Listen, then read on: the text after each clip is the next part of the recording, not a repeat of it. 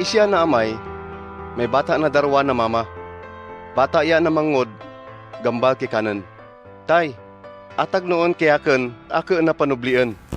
Tungod ta amba ta bata din, paparte din iyan na mga pagkabutang na antadarwa din na bata. Paglambay ta pila na mga adlaw, pabligya ta mangod iyan na parte ta panublian, daw giling na anta madyo na lugar, nadala din tanan na kwarta. Nanaan kanunan ta madyo na lugar, pagusto ng kanon tagastos ta mga ula-pulos. Naubos din en gasta tanan din na kwarta, natabuan na may sigang na lutom na anta lugar, na patiniran din, daw ula gid en kanunan makaan.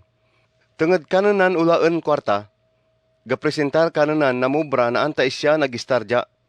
Pabaton kanunan, daw papadala na anta uma, agad magsagod ta mga baboy. Tungod ta iya nakalutom, gusto din gid enta na maanta bawog ta mga baboy. Pero, ula gid may naluoy ki kanon na magatag ta pagkaan. Paglambay ta pila na mga adlaw, paisip din ta miyad iya na kaimtangan. Amba din ta iya na kaugalingan. Mga gaobraya na anta amay ko, tama gid ira na pagkaan, pero yaken niya mapatay agid di talutom. Miyad pa namuli anang na anta amay ko daw mambal Tay, kasala agid kontra ta Diyos daw kikaon. Dili aron dapat nang umawon pa na imunab bata. Tratoon ano nang na isya ta mga gaobra na an kikaon.